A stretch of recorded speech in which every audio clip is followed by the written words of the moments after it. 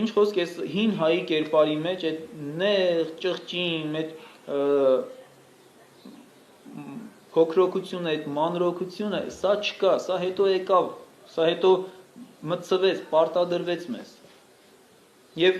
ինչ խոսք այսօր հայոց պետականության առաջին հարցը, գերխնդիրը պիտի լինի մաքրել, այս ներմուծված տարրերը մաքրել, հանել մեզանից։ Դեռ կգան դրան, Արտակ ջան, դեռ կգան դրան, դեռ մեր զրույցը կշարունակենք այդ ուղղությամբ։ Միանշանակորեն մեզանում որոշակիորեն գոյություն է ունեցել ազգի ազատության բացարձակ ըմբռնումը, առանց վերապահումների։ Խնդրեմ վերցրեք Հայկ եւ Բեր։ Վերցրեք Արամ եւ Վարշամ։ Արամը, որ նախընտրում էր մահը տեսնել, քան թե տեսնել, թե օտարները ոնց են ոտակոխանում իր երկիրը։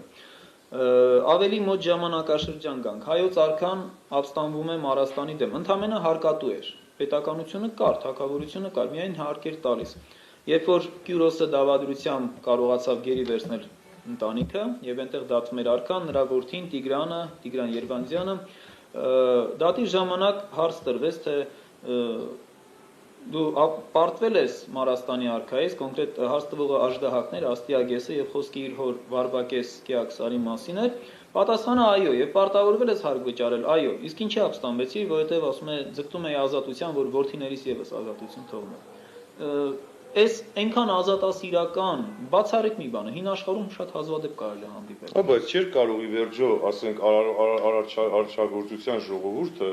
ազատասեր չլինել։ Ինչպես կարող է, այսինքն, արարչագործության ազգը լինել ստրկալու։ Բնականաբար։